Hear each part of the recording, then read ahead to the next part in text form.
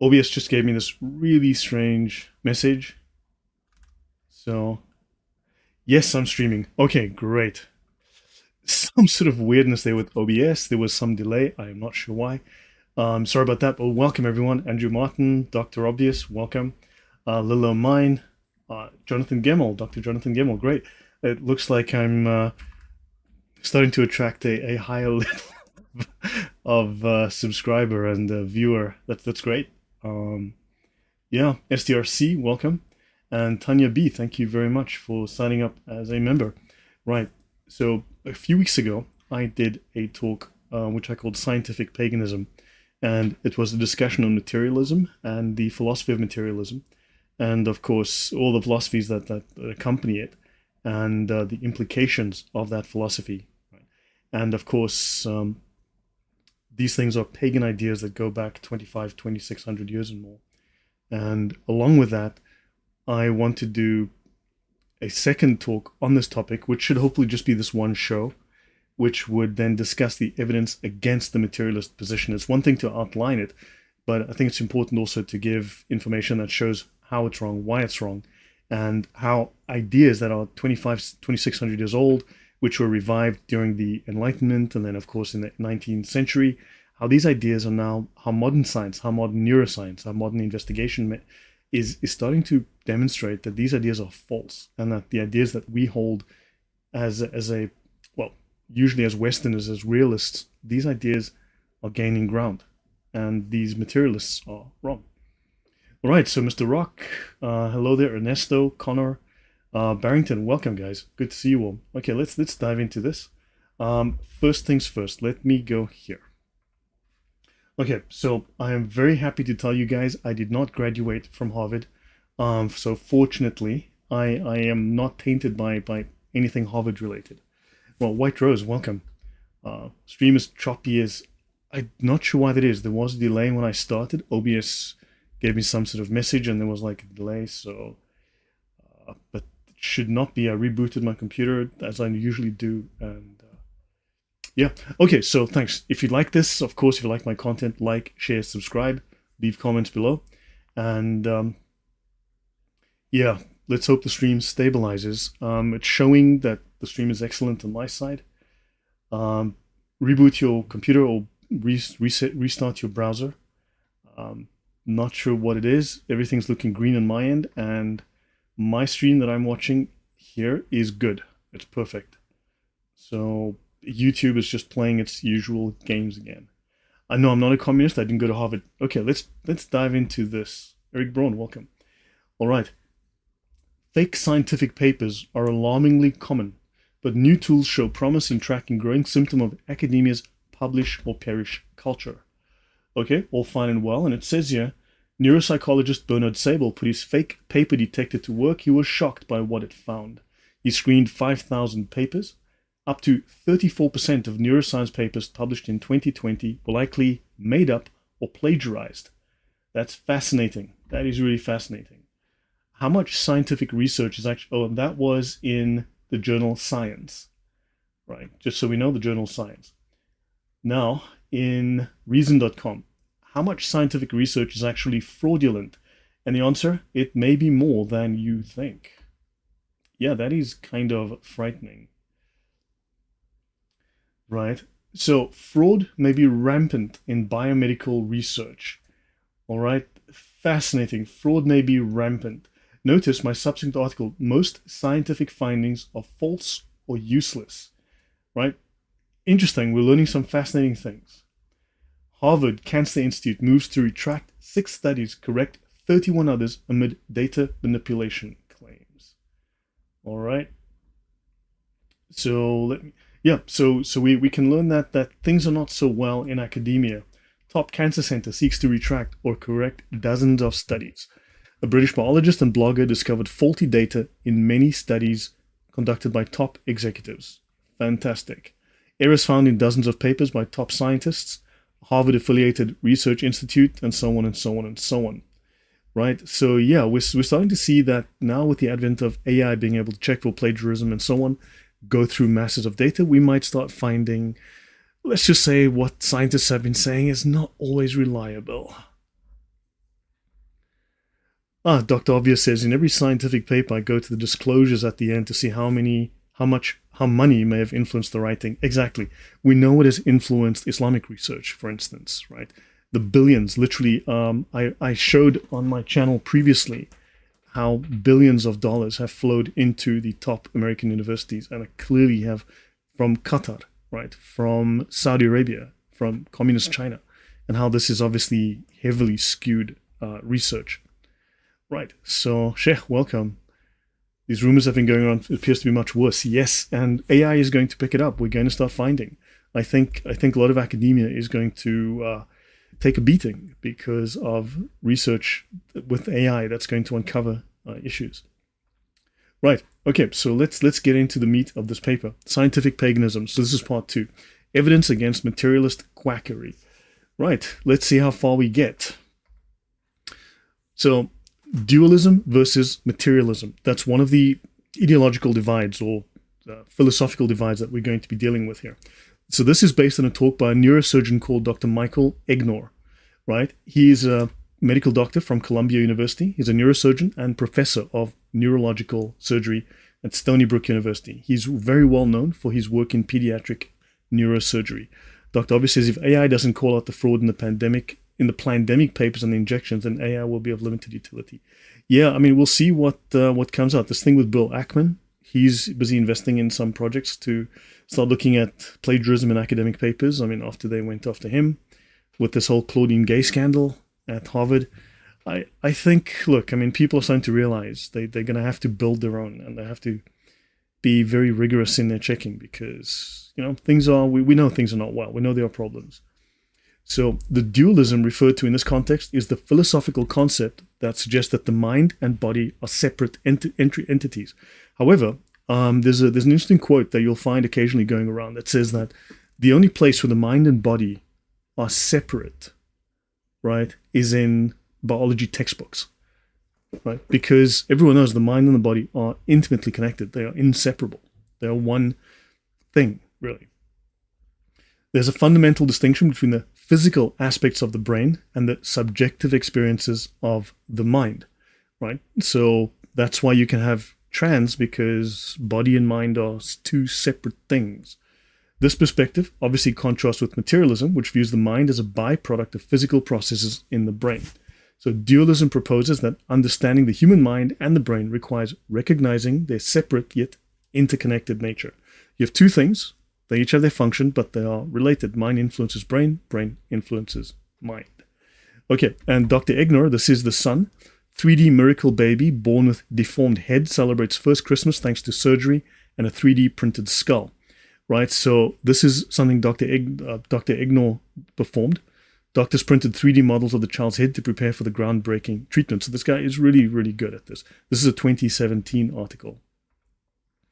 Right, so from phrenology to morality. So this is science circa early last century, right? Where they were measuring your skull, the physical aspects, a physical map of your skull to determine what kind of thinker you are. Because basically, remember materialism, basically it's all billiard balls, things banging around, smacking around, hard objects smacking into each other. And because of that, this is influencing your thinking, your personality. So the shape of your brain influences how the billiard balls of, I don't know, neurons or whatever, or your thoughts, chemicals are sloshing around inside there, and these physical interactions are creating thought. There's no soul, right? So, right, so this was a map of the mind here, and this is all invented by a guy called Franz Joseph Gall, right? So sublimity, firmness, immortality, hope, ideality, whatever, okay? That was the idea. So phrenology became very, very popular, okay? But even then it was controversial and was heavily criticized for reasons ranging from the methods of Gall's experiments to its supposed promotion of materialism and atheism. I've discussed this previously on my talks on atheism. This was just another way of promote. It was religious, added religious motive, if you want to look at it that way, promoting atheism, right? So that's where those beauty shop helmet drawers originated, probably, right? Yeah, it's exactly. Phrenology was just it's just another snake oil. White Rose, good to know. Things are back again, streaming properly. So phrenology was criticized from its inception from those who believed that it promoted materialism. This was a way to get this new materialistic idea, which is of course anti-Christian, right? Anti the church, anti the ideas that are inherent of a soul. Let's leave it at that. So the belief that all phenomena are caused by material processes and atheism, and thus the destruction of morality, according to the scholar Greenblatt, as he wrote in 1995. I've already covered Darwin, okay, and the some of the laughable source of some of Darwin's ideas, and how Darwin was a complete psychopath, right, and not a very well man, and his family was not very well. And of course, we've already discussed how he intended for the destruction of morality and the destruction of the Christian message of the Bible, right, the concept of God. This was one of his aims for developing his theory, which obviously we've traced already to sources like Islam and other things. Welcome, Thunderous. All right, so what is materialism? Materialism is an ancient philosophy. It dates back to the ancient Greeks. It originated from the beliefs of Democritus, a Greek philosopher who claimed that everything, including the human mind, can be broken down into atoms. So that's your deconstructionism. In the early 20th century, behaviorists took on these materialist ideas, and they said that the mind is either irrelevant or non-existent, with only behavior being of importance. So you don't have a mind. I don't have a mind, you didn't have a mind, I'm just randomly saying things, apparently. Javadafna, welcome. So this viewpoint has been proven to be unsustainable, because it's crazy when minds try to convince other minds that they don't exist and write books to carry that message across. Sandro, welcome. Right, so in the 60s and 70s, these materialists, right, they widely accepted the theory that the mind and the brain were identical, known as identity theory. But this perspective has also been shown to be unsupportable. Right? The mind is not the brain. The mind is not the same as the brain. Other theories, such as functionalism, which compares the mind-brain relationship to the relationship between software and hardware in a computer, have become popular in recent times for, I think, fairly obvious reasons. However, the mind also cannot simply be reduced to computation, right? So you've got the materialist view that it's all physical interactions. Atoms bumping into atoms, these atoms bumping into other atoms excite thoughts, right? And these thoughts are simply derived from physical collisions, actual atomic collisions, right?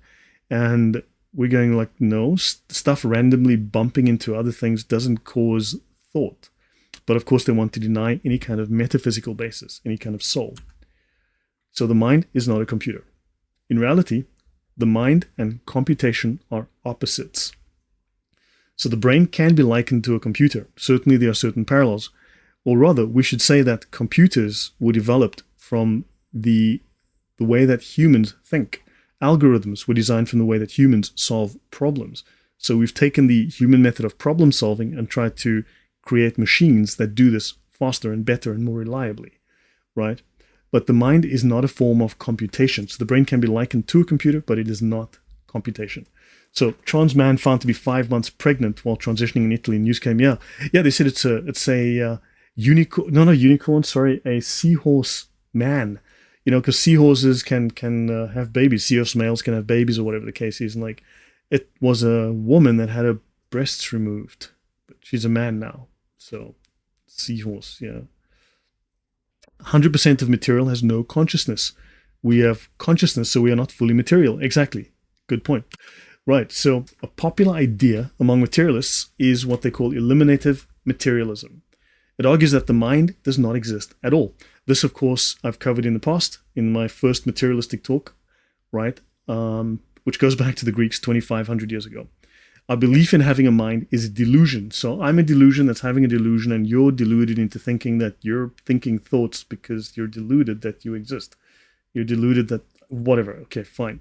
So this is an ideological or philosophical viewpoint. This viewpoint goes back to the ancient Greeks, to the materialist, atheistic Greeks. It is not a scientific viewpoint. It is entirely ideological. It is a philosophy of contrarianism, right? So, yes, we're going to get into that, Thunderous. So that's a fair point. So then I have to ask, what who is having this delusion? I mean, these are literally scientific ideas that go back for the last couple of hundred years. People have been saying, you don't have a brain, you don't exist.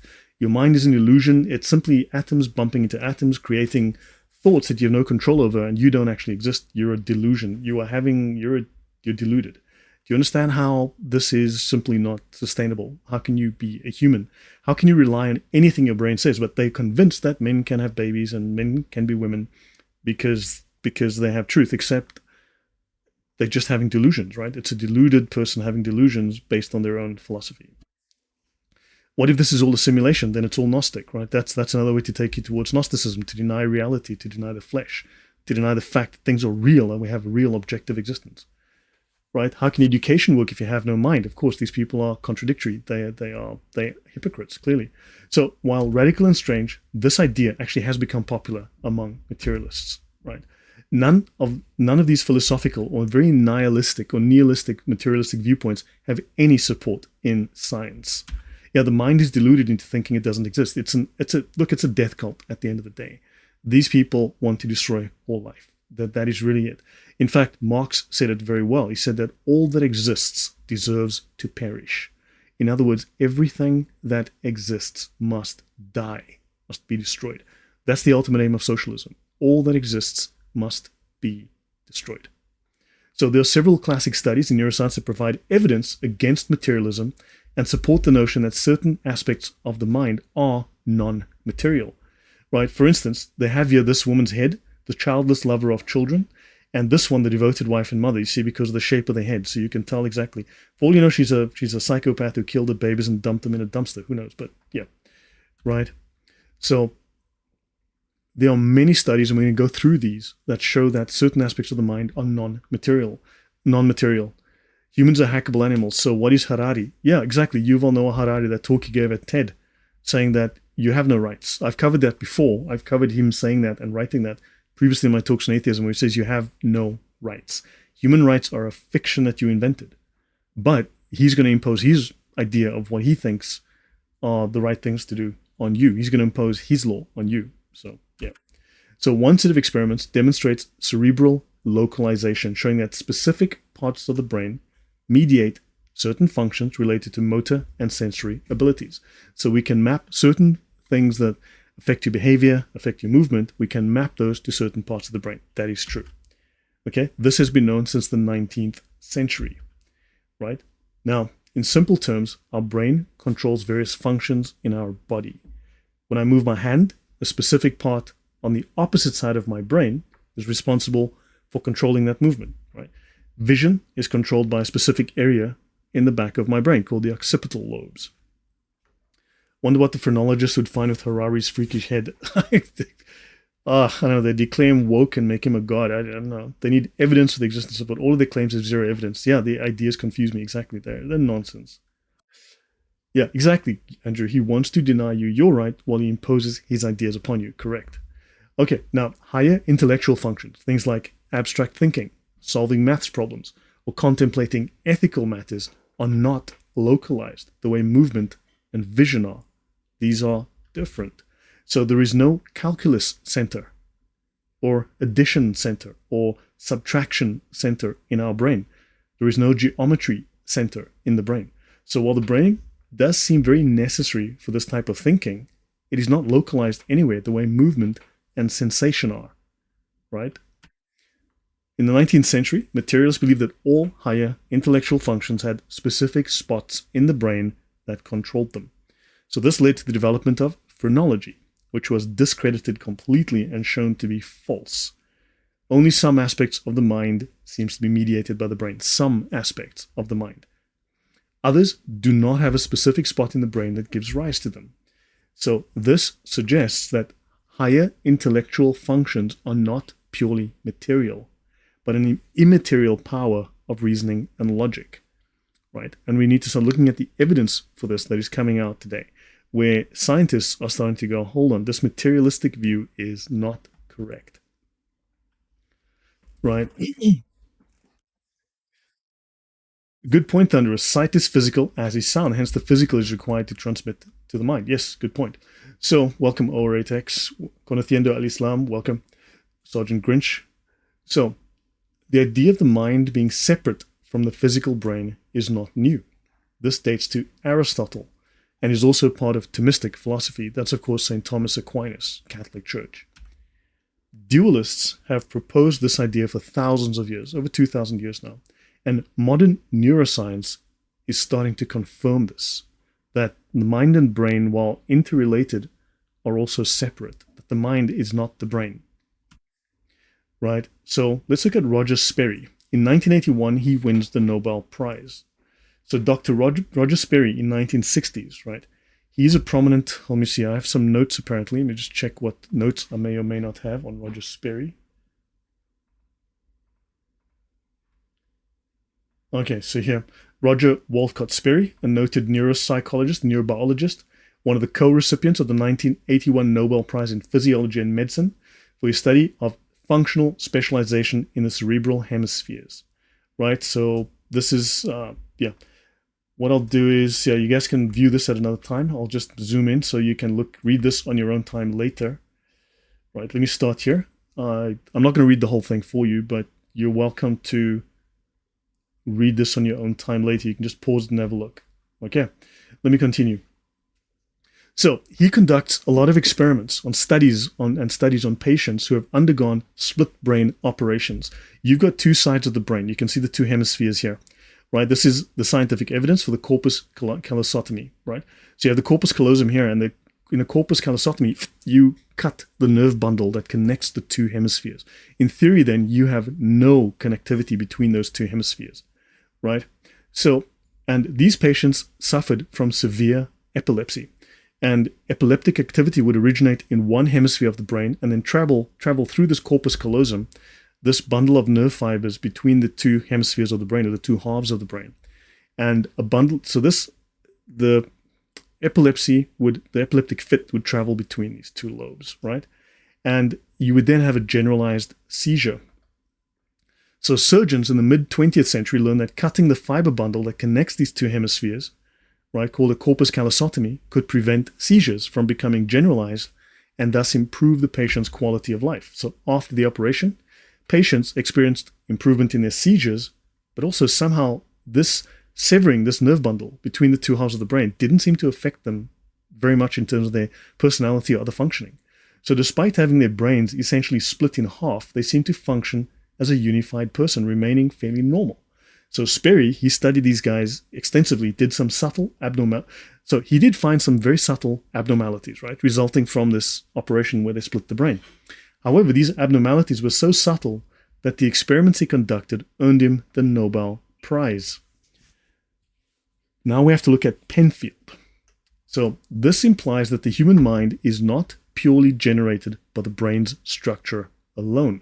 Because if you damage the physical structure of the brain, you should automatically damage the mind, because the mind is supposedly something that arises out of the physical matter of the brain.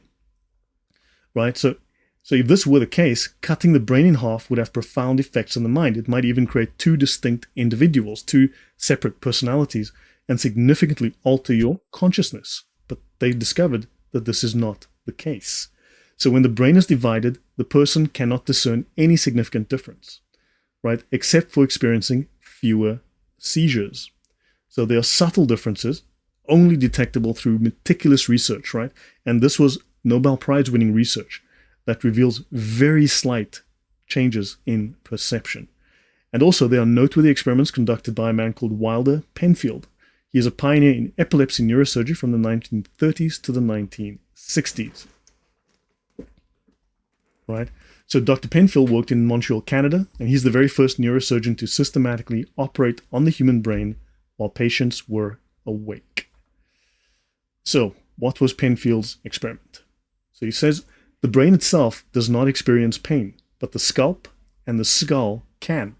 To ensure that patients did not feel any discomfort, he administered local anesthesia. He would then operate on the brain while the patients were awake in order to identify the source of their seizures and remove it, stopping the seizures. So he carefully documents over 1,000 patients. He's a very meticulous scientist and a very skilled neurosurgeon. He began his career as a materialist. So he starts off as a materialist, believing that all aspects of the mind originated completely, solely, only from brain activity. Wow, Dr. Obvious, I've performed awake brain surgery. Wow. Eric, welcome. So By the end of his career, he had become a passionate dualist and a harsh critic of the materialist view. Yeah, pretty impressive. Pretty impressive. Awake brain surgery. Good grief.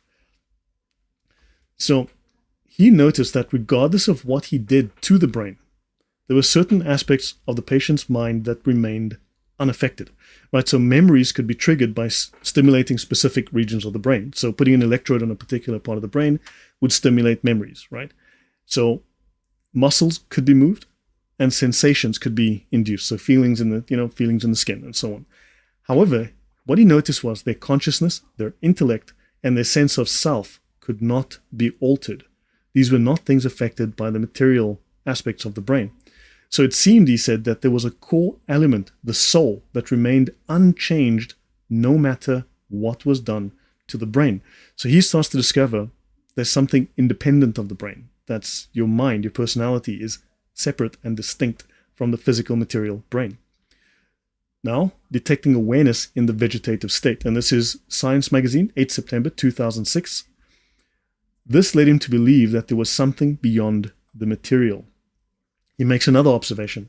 He questions why there are no seizures that affect intellectual functions. So, in cases of epilepsy, seizures manifest as muscle jerking, loss of consciousness, tingling sensations, right? And so on. And also strange smells, right? However, there are never seizures that result in complex intellectual activities such as mathematical calculations, contemplation of justice, or thoughts about Shakespeare, or writing a book, right? So think about it. If movements of atoms, right, like little billiard balls bouncing off each other and bouncing off physical matter, bouncing off your brain or the hard bone of your brain, if that's what creates thoughts, how come when you are busy shaking around having a seizure, you only have seizures that affect your muscles, right, affect your sensations? Why don't you have seizures that are intellectual? Why don't you write a book while you're at it? Why don't you have amazing grand thoughts? And he's like, yeah, that's a little bit of an odd one. So this led him to ask why, if the mind is entirely derived from the brain, there were no intellectual seizures. So according to Penfield, this implies that the intellect is not reliant on the brain, as otherwise this kind of seizure would occur. Welcome, Don K. Right. Penfield was a pioneer in the field of brain study, so he convincingly demonstrated the existence of an immaterial aspect of the mind, particularly the intellect and the ability to reason and use logic. So in 2006, a breakthrough study by neuroscientist Adrian Owen was published in the Journal of Science. Let's actually bring that up. Right, that's it over here. Detecting Awareness in the Vegetative State, Adrian Owen and a number of other authors. Right, and we used functional magnetic resonance imaging to demonstrate preserved conscious awareness in a patient fulfilling the criteria for a diagnosis of vegetative state. When asked to imagine playing tennis or moving around a home, the patient activated predicted cortical areas in a manner indistinguishable from that of healthy volunteers. Okay, great, got that. It's a real paper. Right, so the study explored brain function in individuals who were in a persistent vegetative state, where severe brain damage leads to a complete absence of consciousness, essentially a long-lasting coma that can last for years. So in many cases of people diagnosed to be in a persistent vegetative state, right, due to a car accident or lack of oxygen to the brain, family and caretakers may feel that the person is somehow still present and understanding, even though there is no clinical evidence to support this. So there are no signs of reaction, and their brains appear shrunken and severely damaged. So the brain is damaged, the brain shrinks, the brain is physically affected, but yet there's something going on. So he conducts experiments using functional MRI imaging, which detects changes in blood flow in the brain that correspond to brain function. For example, if you move your arm, the area of your brain responsible for arm movement will show increased activity. If you're thinking, your frontal lobes indicate heightened activity. Owen took a woman in a persistent vegetative state for many years following a car accident. She had no signs of awareness, and he placed her in the MRI. He then asked her questions through a microphone and headset, instructing her to imagine playing tennis or walking across a room. Her brain showed activity, right, in certain regions, but now you could argue this was merely indicating a reflex response to the sounds entering her ears rather than any kind of genuine understanding or cognition, right? No actual mental awareness. right? So let me see if I've missed anything in the comments. Muhammad having seizures. Yeah, exactly. Yep. So to test this hypothesis, Owen conducts the same experiment with 15 neurologically normal individuals. And then he asked radiologists to compare the functional MRI images from this woman with those of the control group. Right? Brain scan allows unconscious patient to communicate. You can see a Journal of Nature, right?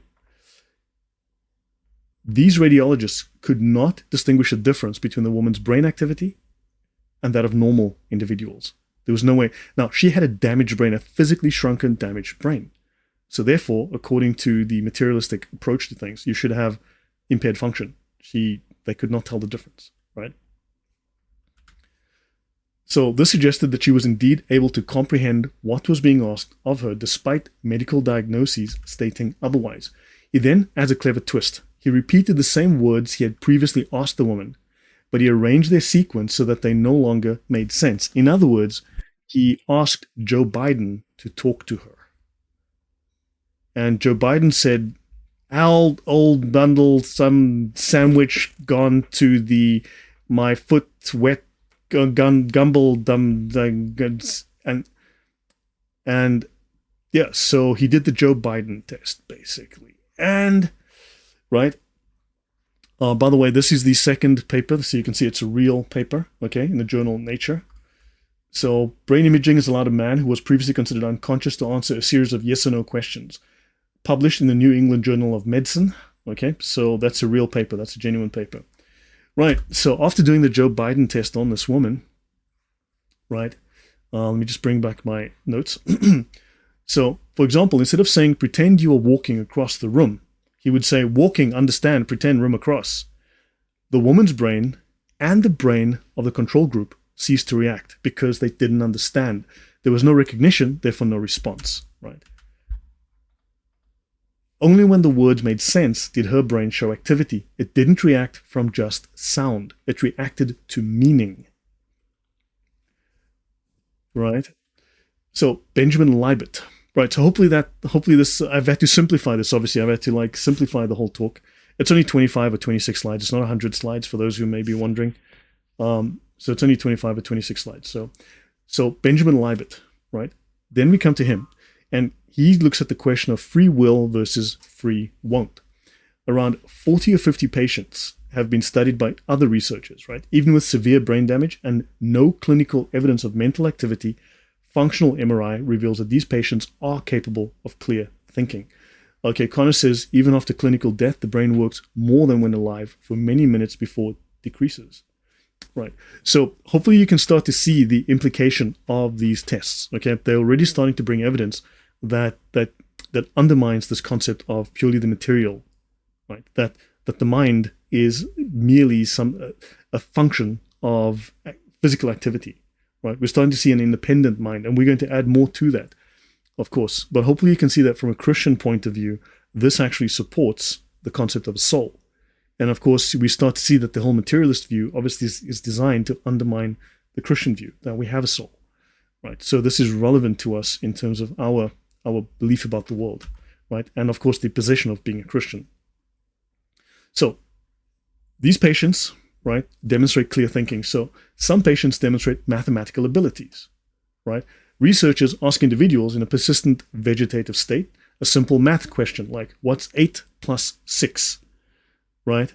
And when they give the correct answer, the brain activity lights up.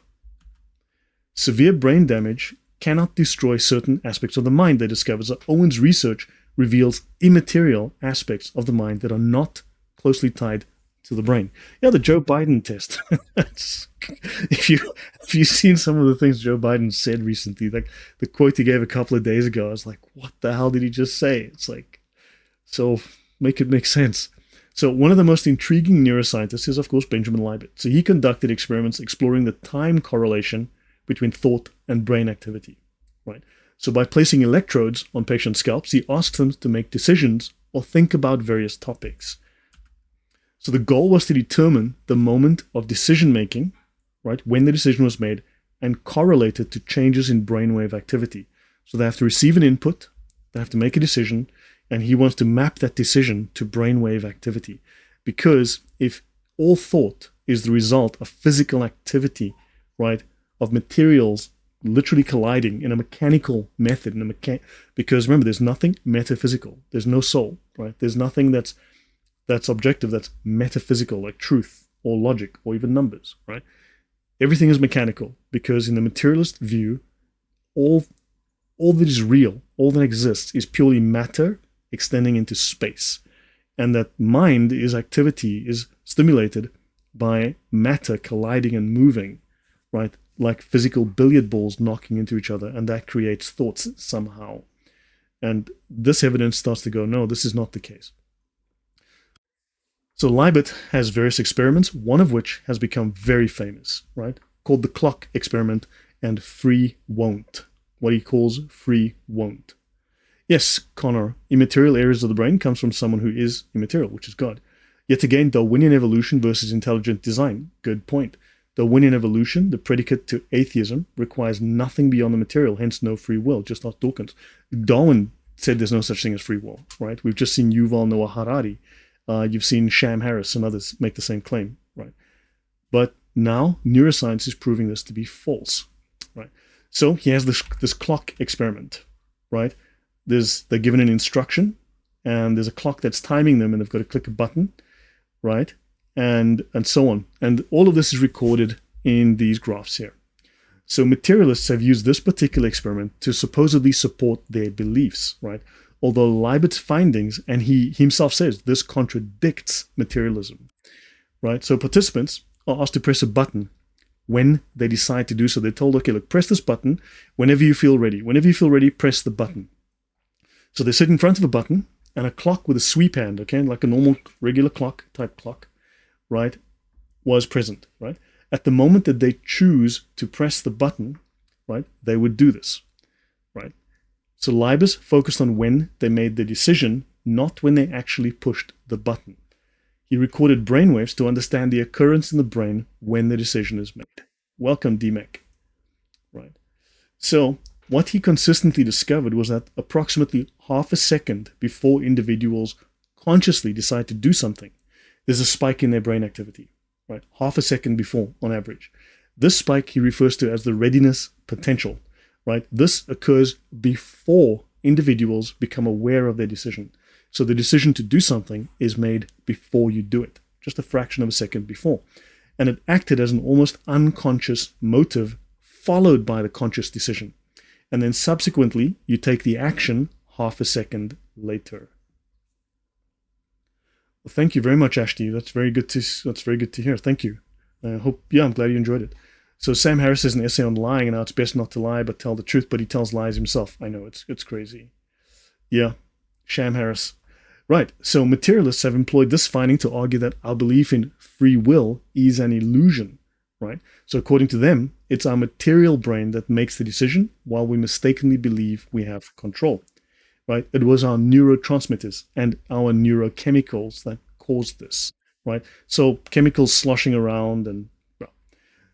However, he says that free won't is a choice that we intend to make. So on the basis of these results, some researchers concluded that free will is an illusion. Adina Roskis, among other philosophers, psychologists, and neuroscientists, argue that neither Leibniz's data nor the reasoning that follows strongly support the fairly radical claims about free will that many have supposed. Roskis, 2011, page 11. Leibniz, however, never made a claim about free will like this, as Sean Nichols, University of Arizona, explains. Let's click on that and see where this link takes us. Right, this is University of Arizona. Sean Nichols should be down here. Is he a real person? Okay, maybe he's no longer there. Okay, Leibniz expected that we could consciously veto. So we can consciously veto non-consciously initiated action of which we become aware. In other words, when you decide, hold on, I'm going to have that drink, right? I'm going to have that can of Coke. Once you become aware of the action, you could consciously veto it. Now, what happens is, just to get slightly ahead here, you would have this non-conscious urge, this impulse to do something that you shouldn't, like to have that Coke, right? Or eat that sweet or whatever it is, right? But you could measure that signal. But the signal, there was no signal when you decided, no, I am not going to do that. When you rejected something. So you can measure a physical signal that says, do that, do something that you shouldn't do. But when you decided, no, I am not going to do that, there was no consequent biological signal. There was nothing. Something that could not be measured was overriding that impulse and imposing itself. The will could not be measured. So in other words, crazy impulses, weird things arise in the mind unbidden, right? Often uncontrollably. But we can impose our will over it, and this signal is not measurable. So he disagrees. So Leiber disagrees. He pointed out that he asked subjects to do something more. He told them, decide to push the button, then decide, no, I'm not going to push the button. So he discovered a readiness potential for deciding to push the button, but there was no readiness potential for deciding not to push it. There was no physical correlation. So he said he didn't prove the existence of free will. He says he proved the existence of something he called free won't.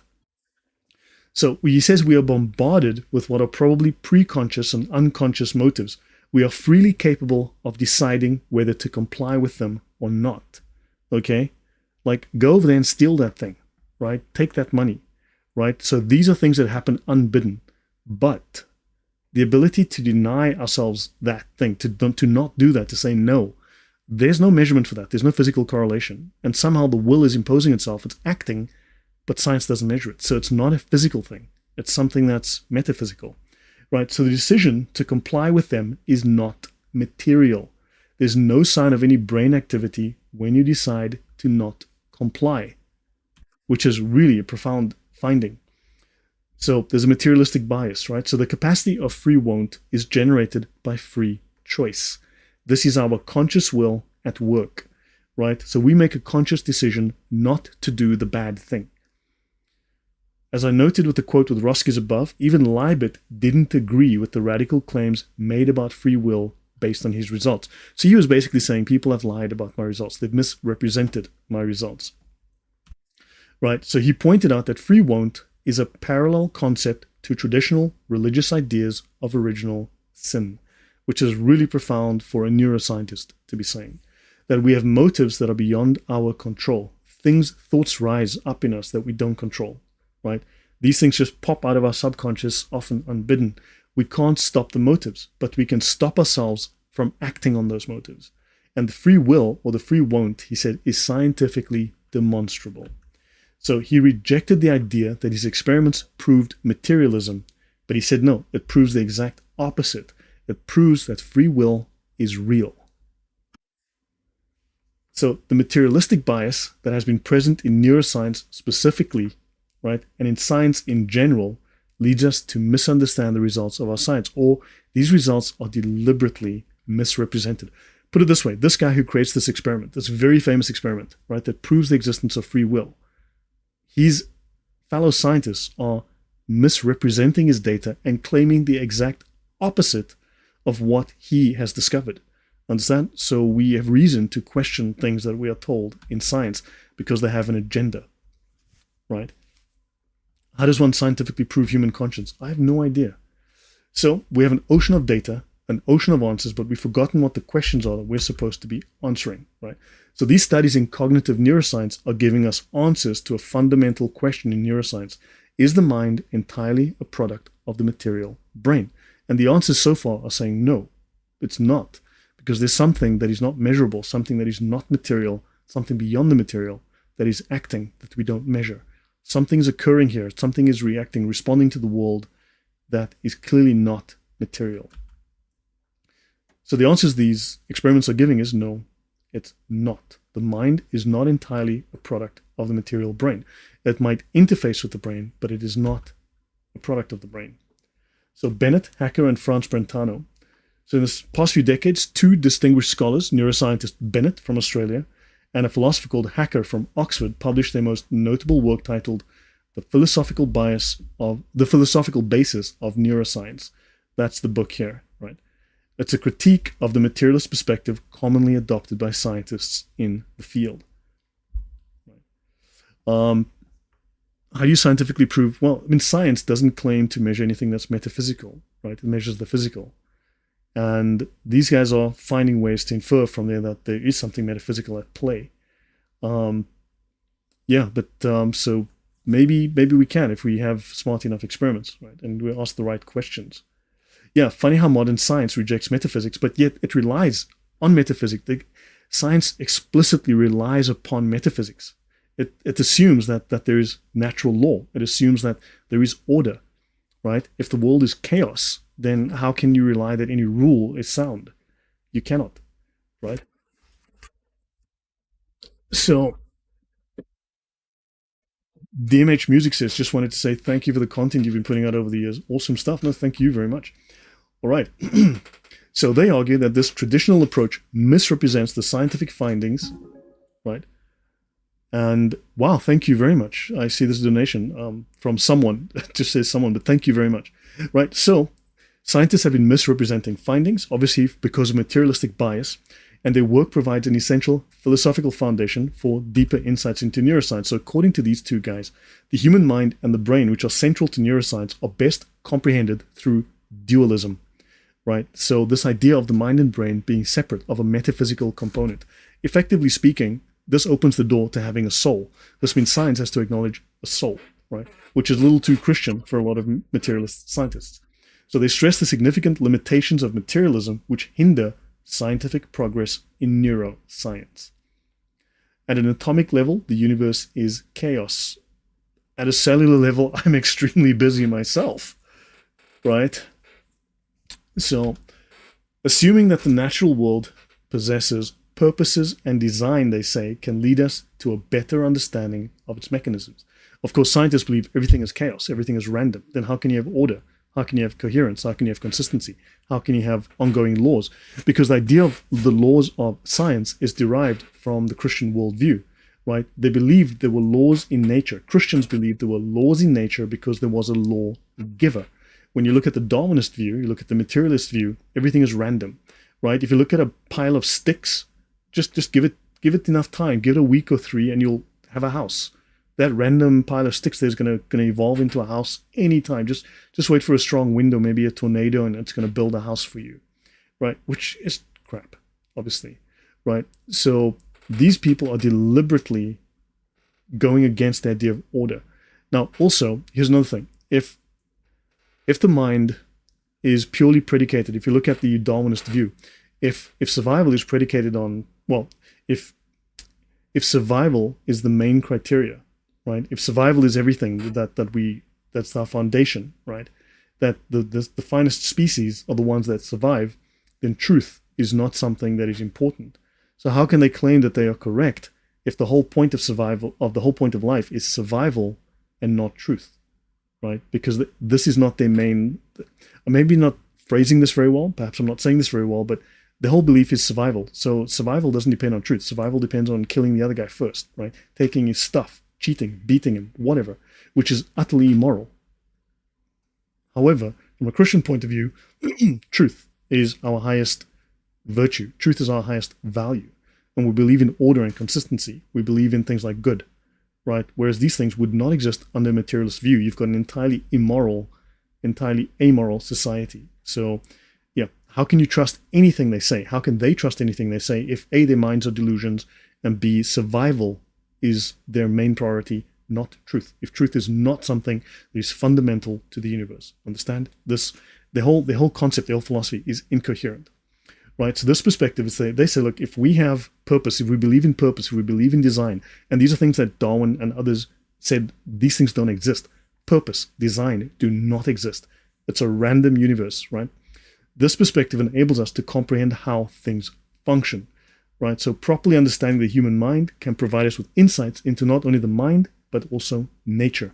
So Franz Brentano, 19th century German philosopher, he posed the vital question with a very compelling answer, right? Am I making sense so far? Hopefully I'm presenting this really well. I know there's a few typos in I'm just noticing that. I don't know why I noticed them, only after I am reading them out, but yeah. So Dr. John Lenox destroyed Dawkins. Yeah, John Lenox is brilliant. Merope, welcome. Yeah, so hopefully I'm making sense. Hopefully this is making sense to you as well, right? So I had to sort of simplify it because some of this was pretty dense academic material that I'm trying to make sense of. Dr. James Tour as well. Yeah, he's brilliant. Yeah. Yeah. So Dr. James Tour is the man of the moment. Yeah, he is fantastic. I love watching his stuff. Chava Daphna says, this makes sense. This is going to help me on my nature versus nurture project this week. Thanks. You're welcome. Yeah. So total sense. Great. Thank you, White Rose. Okay. So origin of life. Yes, that's the OOL. Thanks, Thunderous. Thunderous, we should do something this weekend or next weekend. We can talk about doing something, Sunday or something. Okay. So Brentano asks, what is the unique thing? What is it that is unique about the mind that makes it different to matter? Because you've got these people who are claiming that matter creates the mind, that dead matter. How does dead things create living things, right? This is a question that has never been answered, right? So he says, okay, what is different about mind that makes it distinctively different from matter, dead matter? And he says, we often perceive mind and matter as separate entities. So Brentano sought to identify the defining characteristic that makes something mental rather than physical. Remember, the materialists believe that all that exists, all that is real, is matter extending into space. Just matter. There is no metaphysic. Your mind is something metaphysical. Mathematics, logic, love, those are metaphysical concepts, right? So geometry, metaphysical concept. That's what they believe. And those things do not exist. They are not real. So therefore, they said there's only matter, right? And mind is something that comes out of dead matter, right? Random, chaotic matter. But his answer is what distinguishes mind from matter is intentionality, the intent to do something, the will, right? We talked about the free won't just a moment ago. The intention, I won't steal that thing. I won't do that thing. So intentionality is an ancient philosophical concept. It comes from Aristotle. It was explored by the scholastic philosophers. You were looking at Anselm, Thomas Aquinas, again, the Catholic Church, right? It refers to the ability of something to be about something else, right? So I can think about books. I can think about a movie I watched. I can think about something I read. I can think about a person. I can think about a holiday I went on, right? Matter cannot do that. The mind can, right? So this is the ability of something to be about something else. For instance, when I think about Cape Town, right, my hometown, my thoughts possess intentionality, right? Intentionality as it encompasses something external to me. I'm thinking about something outside of and beyond myself. I'm capturing something in the world and I'm having thoughts about it, right? I can think about a city, a doorway. Where does that door lead? Where does that passageway go?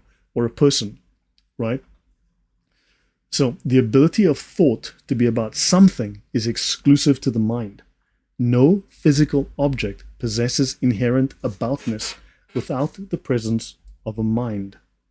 Mind is clearly something distinct and separate to matter, right? So a rock on a beach or a tree, all of these things lack aboutness.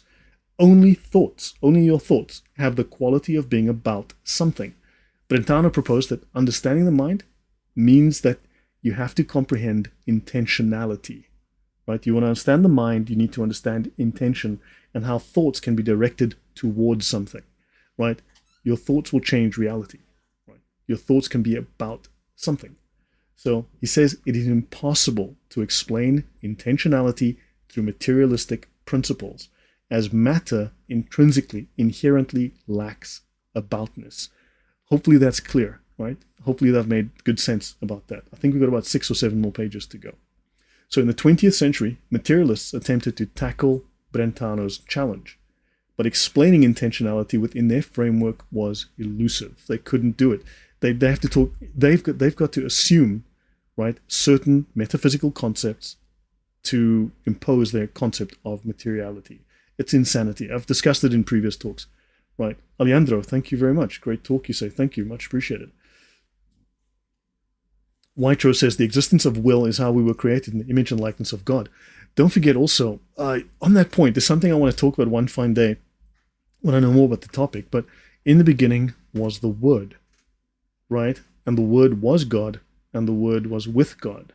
And so God spoke the Word. See, the Word must be spoken. The Word is truth, right? Word must be spoken, right? To have power, to have meaning, right? So there's something about that. There's something about the fact that word has effect on the world, right? Word has effect on matter. So it's not just about thought, it's also about how you express it. The word must be expressed. Jesus had to be born. So we need to, there's an interesting philosophical discussion there to be had. Logos, exactly. Right? Conociendo al Islam says, how could we be sure animals can't think about themselves or others about animals? Well, yeah, I mean, look, if you've ever looked into the eyes of an elephant, I've spent a lot of time in game parks. I've spent time around elephants. You look at an elephant and that thing's looking at you and it's thinking about you. You get some nasty elephants, you look at them and like, yeah. And then you get some elephants that clearly are looking about you and thinking about you. You can see it in their eyes, man. Those animals are thinking about you. They're not dumb. Yeah, you see it in their eyes. It's just one of those things. Right, so teleology, or purpose in nature. And this is Daniel Dennett here, this guy. Daniel Dennett, a materialist philosopher, right, he attempted to explain intentionality as a materialist phenomenon, right? But this approach falls short. What is remarkable about intentionality, as understood by scholastic philosophers, and now we're talking about, again, Aquinas, right? Everything or everyone that Martin Luther rejected because the guy was an idiot, is that it reflects a broader concept known as teleology. So having intention, being able to think about something else and encompass that thing in your thought, right, is also something known as teleology, or a sense of purpose. And this sense of purpose is inherent within nature. Yes, dogs as well. Yeah, no, Sergeant Grinch, you're right. I mean, you get some dumb dogs, but you get some really smart dogs. And you can see that, yeah, I had an elephant in my room once, but I never spoke about it. Yeah. So, teleology, right? This refers to the inclination of natural processes to strive towards a particular destination or outcome. Think of a seed. When you drop a seed in a field and you put Gatorade, or what was it? What was that juice you have to give it? It might grow. Man, what's it? Idiocracy? I don't know what they fed the seeds, but that didn't work. But if you give a seed water, right, it grows. It has purpose. It has intention. It has a direction to go, right? So a classic illustration of teleology is an acorn's journey to becoming an oak tree. The acorn follows a predetermined path, right? Defying alternative possibilities such as becoming an ocean, right? A Corvette, or a flower, or a man becoming a woman, or something like that, right? Its specific direction and goals are all about a unique type of aboutness. It thinks about becoming a tree, right? This is its intention. This is its teleology. This is its aboutness. It thinks about being a tree. That's its purpose, right? Its specific direction and goals, these exemplify a unique type of aboutness, highlighting the inherent directionality present in all things. These things have purpose. And of course, then you have these disruptions like, yeah, man can be woman, woman can be man, and all of that nonsense that we're seeing today. Dr. Obvious says, it would be amazing for Lloyd and Father James Maudsley have a conversation about the presence of Jesus Christ and his passion throughout the Old Testament. Wow, well, talk to people. I can read up on this stuff and try and educate myself. I mean, if you, let me see, but thank you for that, Dr. Obvious. Conithiendo says, I was thinking about dogs. Some dogs are very smart, and I'm almost sure they can have ideas about us. I mean, look, dogs, you know what's crazy? I've met many people. It's like I grew up with dogs, right? My mom loved animals, and I grew up with a lot of animals, cats and dogs and birds and you name it.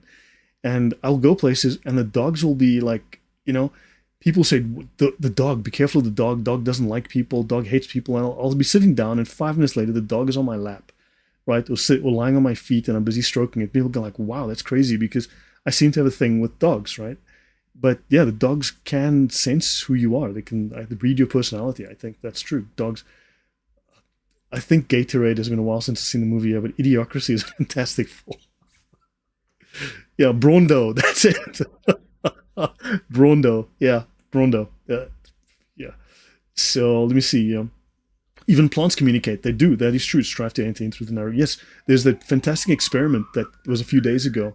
I saw this, I think Japanese scientists have proved there is communication. It's what plants crave. Yeah. So, okay. So, right.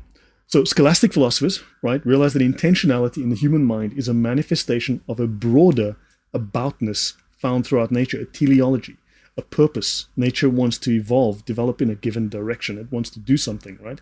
So there's a reflection of purpose in nature. There's a certain, it's purpose in action. So the actions of nature are purposeful. There is a mind behind nature, if we want to view it that way. So understanding the mind or comprehending nature requires a grasp of purpose. So they said, look, there's purpose in nature. There's a mind behind nature. However, biologists, particularly those who are Darwinian, and I've covered Darwin in 8 episodes, the man was a freaking psychopath, right? The man was unhealthy mentally as well as physically, and his ideas are immoral and led to genocide. And I've already discussed how Darwinians started both World War I and World War II for Darwinian purposes, right? World War I was a Darwinian war to cleanse the earth of all the the bums, right? Okay, cheers, man. Well, let's chat tomorrow, Thunderous. Let's give each other a call tomorrow, and we'll plan to maybe do a talk this weekend. All right, so biologists that adhere to Darwinian principles have been very, very reluctant to embrace teleology due to they don't want to associate purpose with nature, right? Because they've got this whole random nonsense going on, right? So Karl Marx had his materialistic version of teleology, right? Historical materialism, right? So Karl Marx stole these Christian ideas, corrupted them, and now you've got his dialectical materialism and all of this nonsense. Understand, a lot of these ideas are corruptions, deliberate corruptions of Christian thinking. Right, so let me see. Christian Prince says dogs know evil people and dogs didn't like Momo. So yeah, exactly. Yeah, that's why he said kill the dogs. Yeah, that's fair enough. So Christian teleology. So teleology is a concept that is recognized by the Catholic Church, right? Teleology refers to the belief that there is design, purpose, or finality in the world, and that effects are intentional, right? So there's purpose in what is happening in the world, right? And this is seen as God's purpose, of course. So the Catholic Church, now, part of the reason I'm putting quite a bit of Catholic content in is, of course, because there's a certain incoherence. And I mean, when you've got 53 different Protestant views on it, and they all contradict each other, it's like, which one do you pick, right? Whereas the Catholic Church has one consistent view, and it's rational. To my mind, it's perfectly rational. It makes perfect sense to me, right? But also, it's also to demonstrate to non-Catholics that, no, the Catholics are not pagans. As much as people love to, throw out lots of nonsense they've been taught, the simple fact is that I'm still looking for the paganism in Catholicism, and I haven't found it. But if you want to see complete and utter insanity, I'll present you Martin Luther very shortly. And that guy was fucking crazy. Okay, how you viewed him as a theologian, God alone knows. I certainly don't. Anyway, so the Catholic Church acknowledges that the world is governed by laws and that there is a directive principle, a directional principle, right? And finality in the works of nature. So every active cause acts for an end. There's purpose, right? So God has a purpose. There's a plan. And there's a principle of determination and adaptation toward an end within every being. There's a plan for us. There's a plan for nature. We're all part of this giant will and purpose. We're going somewhere, right? Teleology is not the study of tea, just to clarify. Thanks, Connor. All right. So this understanding of teleology is based on the idea that activity is essential to every being. Let me rephrase that in Christian terms. Works are important, right? And that the same substance placed in the same conditions acts in the same way. There is consistency within the laws of nature. So teleology in the Christian sense is the ultimate purpose or design in God's creation, right? Christians believe that God created the heavens and the earth and all life within it with intention and purpose. Welcome, Century Sins. So secular humanists and atheists believe we are cosmic accidents in an absurd and meaningless universe. This is a hedonistic, atheistic cycle. There is no purpose. Everything is random. No consistency. Yet they claim there are laws in nature, which is a Christian idea because we believe in a lawgiver, a coherent universe, as opposed to this pagan idea of a random universe based on the capricious nature of random gods. So we were created by the Almighty for divine purpose. God instilled in us a desire to seek truth, beauty, and meaning. Of course, Dawkins and Harari and others will tell you there's no truth, right? There is no meaning. There is no purpose. There might be beauty, but it's an accident. It's just a random accident. And now you're getting told that a man with 5 o'clock shadow, hairy legs, and a wig on is beautiful. And like, no. So they're corrupting everything that we would consider to be good and true and moral. So Christianity is truth, meaning, and hope, right? So from a rational and logical point of view, so the secular humanist worldview is deeply flawed. You say if there's no higher power or purpose, right, then human life has no more meaning than that of a bacteria, right? We are accidental products of a random, uncaring universe. This is nihilistic, leads to despair. Without God, there is no objective moral values or duties, right? There's no purpose. There's no higher purpose at all. There's just survival, right? Understand? There's no truth. There's no higher purpose. There's no teleology. Just survival. So ethics becomes relative and arbitrary. This opens the door to moral chaos and depravity, right? Atheism has no explanation for the origin of the universe, right? Laws of nature or the emergence of life, right? Requires faith in scientifically implausible explanations. Yeah, nothingness gave rise to stuff.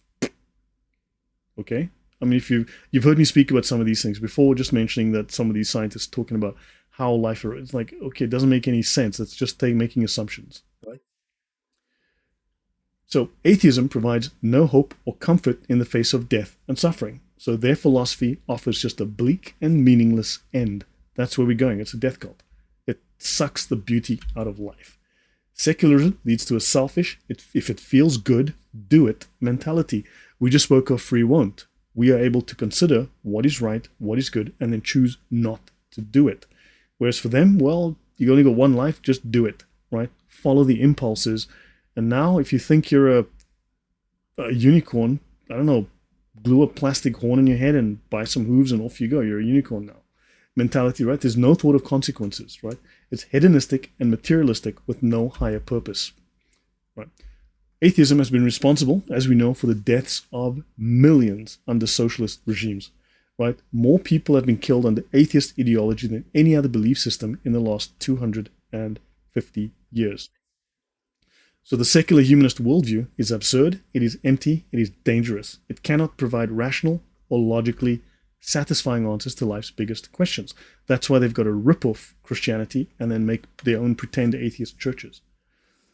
I'll take the sobriety of thousands of apostolic monks, right? Lifetime comprehending the profoundness in the Bible over some joker who dwelled in university full of partying and drunken potheads. Wow, thanks Century Sense for joining up as a member. Appreciate it. So, Darwin, Mr. Death, let's talk about him. So, Darwinists and materialists are dismissive of teleology, right? Attempting to explain biology without appealing to purpose. That's why Dawkins is always saying that there's no design, right? It just looks like design. It's accidental, right? White Rose says all these points are the ones that Satan would choose to pervert the human soul. So, yeah, I'm trying to sort of marry the idea of these philosophies that are prevalent in science and what the implications are within the Christian worldview. So it is impossible to comprehend or explain a living organism without acknowledging purpose behind its various parts, right? So for instance, I'll give you an example. This has happened countless times in history, but there was a sparrow war in China, right? So they have this sparrow war because what happens is the crops are dying, right? The crops are dying, and because of crappy farming methods, because of unrealistic, incredibly stupid farming methods by the Chinese. I mean, what, like 60 million Chinese died under Mao because of their Lysenkoism, right? So what you have is they say, well, it's the sparrows that did it. Kill the sparrows. So the Chinese make war on the sparrows, and they kill millions of sparrows. So they kill all the sparrows. Fantastic job, well done. Because there are no sparrows, the insects wipe out the crops. Millions die because everything has a purpose, and they thought they could monkey with nature. They thought they were gods. They thought if they just fix the sparrow problem. So understand, this is common in human nature. These things exist for a reason. Once you take them away, the system collapses. These things are all interconnected. So you explain the heart without recognizing its purpose of pumping the blood, or understand the eye without understanding its purpose is to see. What is its purpose? What is its reason for being, right? So which tells you there's a mind, there's an intentionality behind the design. But they have to remove this intentionality. They have to determine that it has to be materialistic. It's accidental. So Havoc the One says, I cannot believe these people don't believe in design. The more you study biology, the more you're blown about by the complexities. Yes. Yeah. Okay, so where do these purposes come from? So they are an intentionality, like a mind with a purpose. So by implication, the workings of the universe implies a grand mind. Okay? This is reflected in the workings of the universe, and St. Thomas identified this higher mind as God. So for Dr. Egnor, he says this realization only deepened his faith. Every instance of purpose, goal-directedness, right, teleology, and intentionality in nature is a reflection of this higher mind, this God. Dr. Obvious says so-called brain death is a legal fiction and is used to brutally murder for the harvesting of organs. Wow, that is shocking. Often without the benefit of adequate anesthesia for the purpose of organ transplantation for dollars.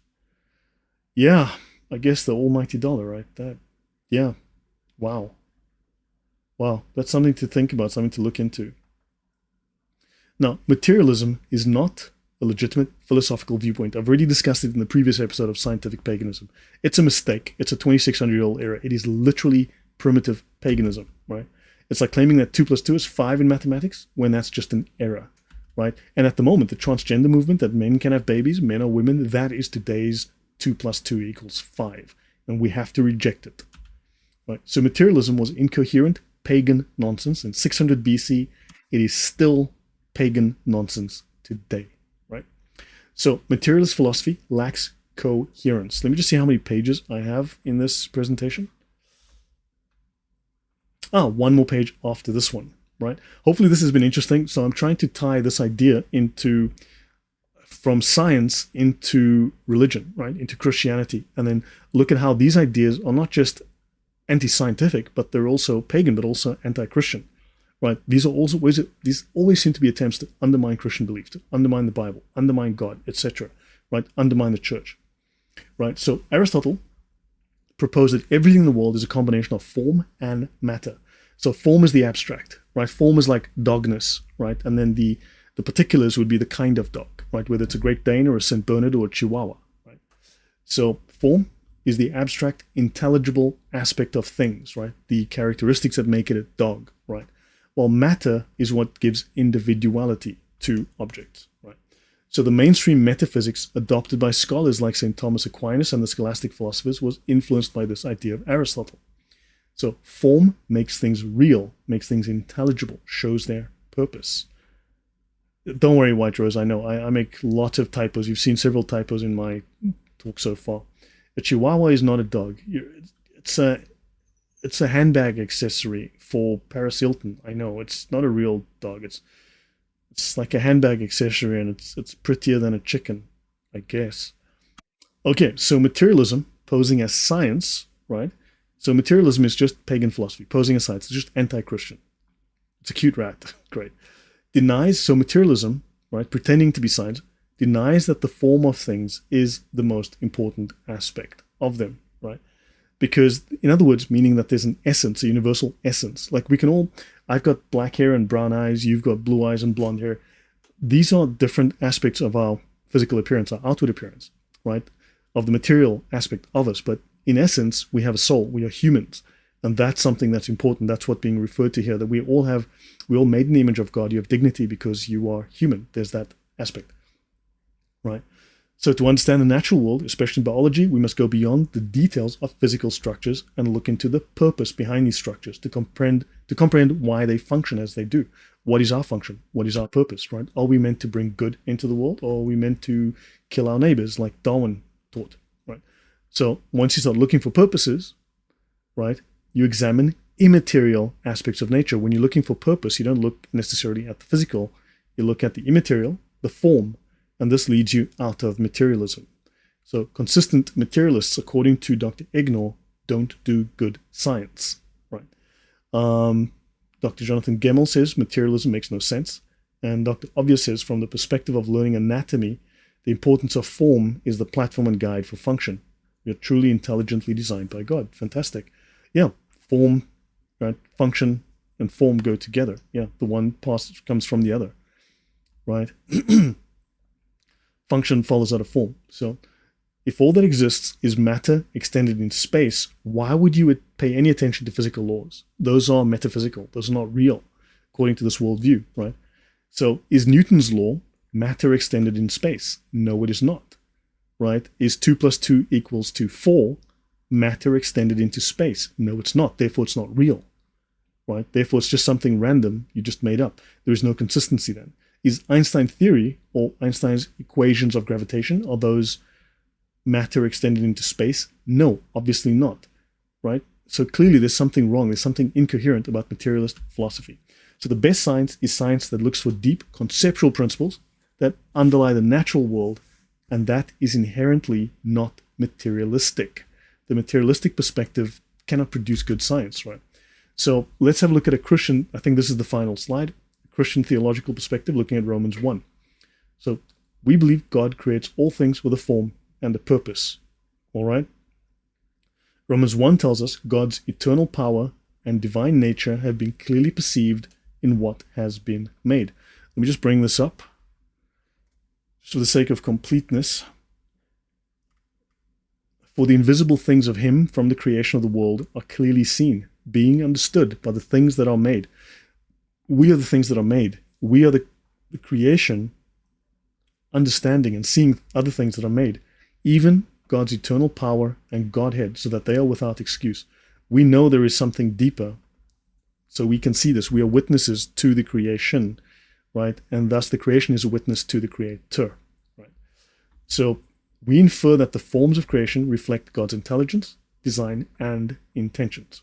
So so I'm kind of paraphrasing the things that Dr. Egno said in his interviews. I had to go through a few things, and obviously, so I'm giving some of my thoughts, but I'm also mixing his thoughts and trying to simplify what was said, but also trying to make parallels to what is the biblical view, right? What is a sort of an orthodox Christian view, right? And how can we tie this to these scientific findings? So without form, things descend into chaos. Just as we now have the trans movement, which doesn't believe in objective forms, doesn't believe in ultimate essences. It only believes in individual particulars, right? Things, just random things that we randomly group together, right? So form gives order, structure, and meaning. And of course, the whole point of the trans movement, for instance, is to destroy structure, order, and meaning, right? The most basic, fundamental, man and woman, right? To have children, right? So that so the human race can survive, but it's based on truth. It's based on form. It's based on an objective reality, an essence, right? It's based on a Christian principle of man and woman as well, right? It's trying to destroy all of that. And this is where we need to hold the line. You need to hold that line. So form gives us order, structure, and meaning. Coherence, consistency, right? It shows the purpose and the function. So in this sense, form is what makes things intelligible and reveals their purpose, right? So that's why men have dangly bits and women don't. You can see there's a purpose to the form. Understand? They kind of, it's like, horse and carriage go together like that, right? So God is the ultimate source of all form. John 1 says, all things were made through the Word, the Logos. And without him, nothing was made that was made. So without the Logos, without the Word, was not anything made that was made. And the Word has to be true. Remember, I am the way, the truth, and the life. The Logos is truth. Are we speaking truth? Right? We have to understand that when we express the word, we need to speak truth, right? And Gantt charts. Yeah, good point, I guess. So Jesus Christ as the incarnate word is the source of all form and meaning. What is the purpose of your word, right? What is the intention behind your word? So the highest form is God. God has ultimate form as a perfectly simple, spiritual, and very personal being, right? All other forms in creation are limited participations in and reflections of God's transcendent form. This would be our beliefs. So Genesis, in the beginning, God created heaven and earth, form and matter. Right. And the earth was void and empty, and darkness was upon the face of the deep, and the Spirit of God moved over the waters. So God created the world by speaking the word. Exactly. Yeah. So guys, if you enjoy this, do like, do share, do subscribe. I will make this available, this talk available in my coffee shop right after this. I'll upload it. I forgot to somehow. But I will make it available so you guys can download this, and hopefully it'll be useful to you in your own education or talks to others. All right. Algie P says, thank you for recognizing divine simplicity. I had to look that up myself. I had to go and study Aquinas and others to read up on that. And God said, And God said, now, here's the important bit again. He said the word. He spoke the word, right? So he said, be light made, and light was made, right? There was speech. The word had to be spoken. A true word had to be spoken, right? So in a metaphysical sense, form determines the essence of a being, right? If you're formed in the shape of a woman, you are created for childbirth. You're created for nurturing, right? If you're a man, you are created to participate in the act of procreation, but you don't make kids yourself, right? You don't deliver them. You don't give birth, right? You also protect. right? So our form determines function. We can see there's a difference in function based on form, right? So this is something that's being messed with right now at the most fundamental level, right? So this is where the trans movement and others comes in. This is a fundamental attack on human reality. So form determines the essence of a being, and a thing's form shapes what it is. So the actuality that it pursues and its proper end or purpose. We have minds, right? We need to use them to pursue good, not evil, not destruction, not disruption, right? So form gives real existence and makes things what they are. So to claim there's no form, that I can turn into a frog, right? I can turn into a pigeon or a unicorn or a woman. No, right? The whole point is to disrupt to disrupt being as it is, right? So thank you very much, Dr. Obvious. Says excellent presentation. Your insights and precision are much appreciated. Thank you. Alejandro Beer says, I'm from Argentina. Man, I'd love to visit there. It's always been a fascinating country for me. I love watching Argentinian movies. Maybe in a couple of months I could make a donation. No, appreciate it. Thank you. I mean, just your participation, your chats, your comments, that's always appreciated. Share and tell people and just like and so on. Nancy says, it's interesting, when God made man, he didn't say, let there be man. He explained how we were made out of earth. Interesting. Maybe maybe metaphorically we can view that as we're connected to the essence of creation, right? We're part of the world, part of nature. We're not separate from it. But yeah, I mean, Ernesto says, this is one of my favorite presentations you've made. A highly insightful and informative piece. Thank you. This is, I dislike it when a couple says we are pregnant. Yeah, I'm very unlikely to be pregnant at any time. But fair point. Okay, let's continue. Right, so form gives real existence. The form makes things what they are. You're shaped like a woman. You're a woman. You know your purpose. Here's the thing. When you know what you are, you know what to do. When you have no clue what you are, who you are, you don't know where you belong in the world. You don't know what you're supposed to do. But once you know who you are, you're a man. Act like a man. Walk like a man. Talk like a man. Do the things a man does. You're a woman. Be a woman. Right, so form makes things real. It makes things intelligible. It shows their purpose. We look at a woman, we know her purpose, right? You look at a man, you know his purpose, right?